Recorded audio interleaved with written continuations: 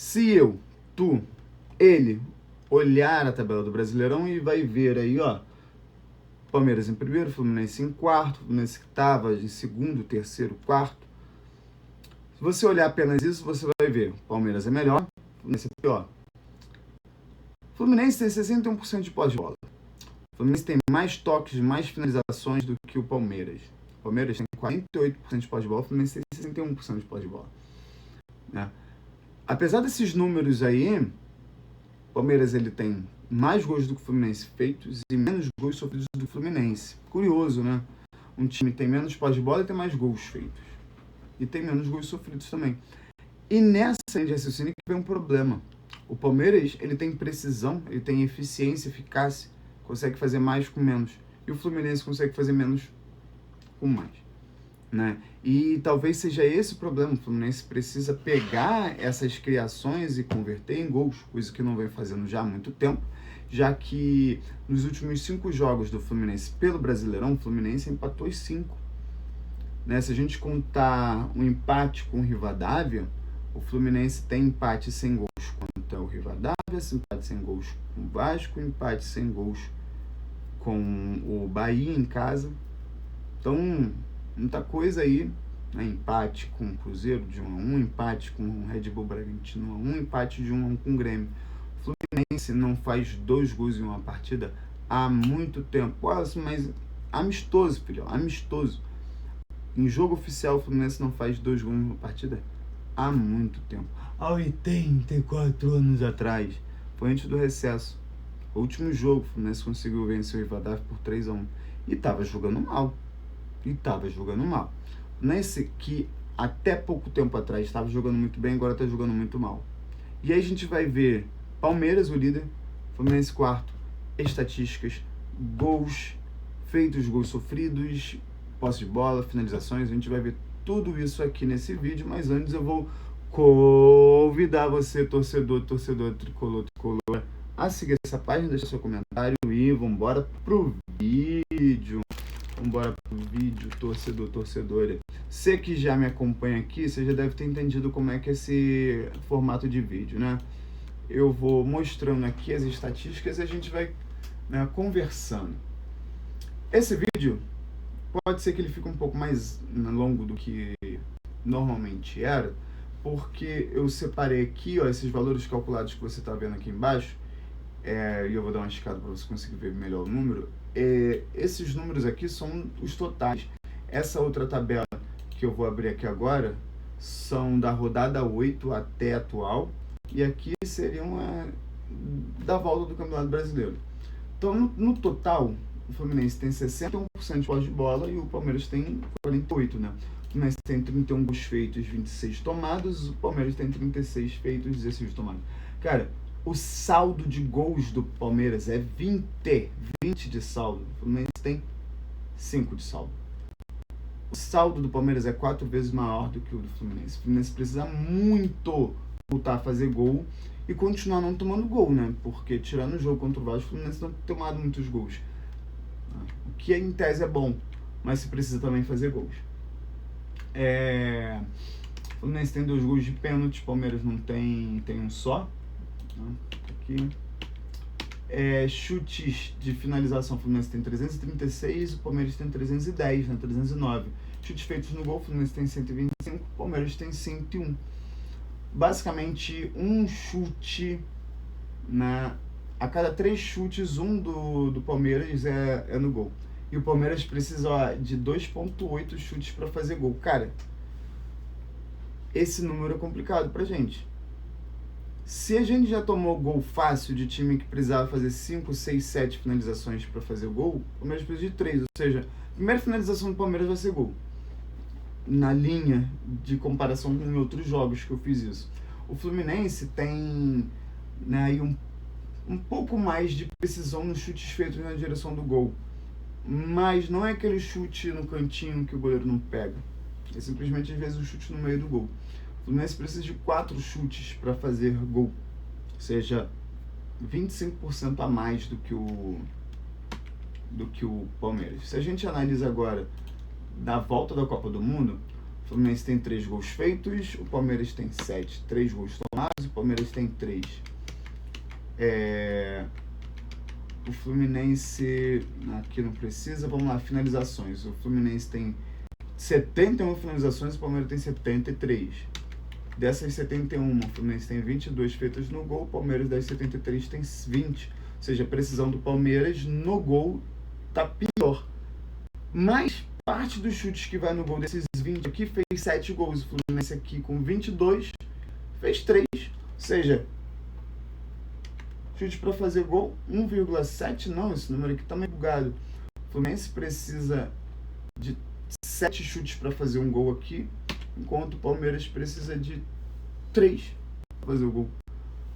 Complicado, né? Complicado esses números aqui. Vamos voltar agora aqui pro total, porque esse total aqui saiu dali, né? Saiu dali. Peraí. Deixa eu voltar aqui.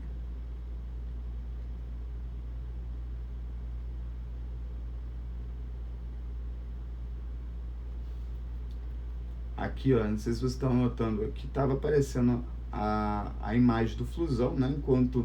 Enquanto não volta aqui, vamos continuar falando então. Vamos lá, voltando pro todo. A gente tem aqui, né, chutes tomados. O Fluminense tomou 101 chutes, o Palmeiras tomou 82. O Palmeiras precisa tomar 5 chutes para tomar gol, o Fluminense 4. Isso é complicado também. Defesas do goleiro, o Fluminense tem 75 e o Palmeiras tem 66. O Carlos Miguel tem 80,5% de acerto nas defesas, enquanto o Fluminense tem 74%. O número do Fábio não é ruim, não, tá quase acima, bem acima da média, mas o do Carlos Miguel 80,5%, pô, um número muito bom. Cartões amarelos são 53 para o Fluminense, 45 para o Palmeiras, 2 vermelhos para cada lado. Faltas feitas 290 para o Fluminense, 306 para o Palmeiras. Curiosamente, o Palmeiras tem 16 faltas a mais e 8 cartões amarelos a menos. Curioso, muito curioso isso. Vamos ver aqui agora do encerramento da Copa do Mundo para cá.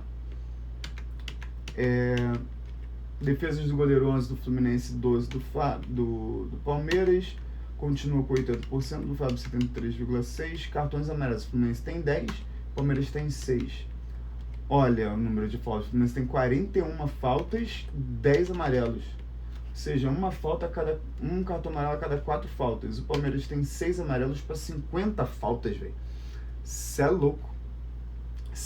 Esse número aqui mostra o quanto que o Palmeiras é beneficiado. Pô, são 50 faltas, 6 amarelos? Bizarro isso, bizarro. Muito curioso. Vamos lá, agora vamos para a parte defensiva. Né? A parte defensiva aqui que sempre me incomoda muito.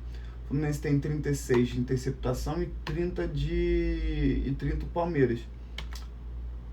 Isso simplesmente na volta da Copa do Mundo. O Fluminense tem 33 roubadas de bola junto com 33 do Palmeiras. O Palmeiras precisa de 4,4 minutos para roubar a bola e o Fluminense precisa de 6,1. Né? Ou seja, nos números absolutos o Fluminense está melhor do que o Palmeiras. Mas quando a gente pensa em tempo para roubar a bola, o Palmeiras ele rouba muito mais rápido que o Fluminense. Né? Porque fica menos tempo com a bola, então tem que roubar mais rápido a bola. Né? E aí se a gente observa aqui agora, no geral, o Fluminense tem menos interceptações e menos roubadas de bola. Ou seja, o Palmeiras, no geral, é melhor do que o Fluminense. Mas na volta do Copa do Mundo, não voltou tão bem assim. Né? Ou seja, antes da Copa do Mundo, defensivamente, o Palmeiras era muito superior. 153 interceptações do Fluminense, né? 161 do Palmeiras. Ou seja, os dois times interceptam um pouco, porque a média do brasileiro é 180. Roubada de bola. O Palmeiras está na média, né? 210, a média é 209. O Fluminense está abaixo da média, que é 193. Por pouco, o Fluminense está muito abaixo da média.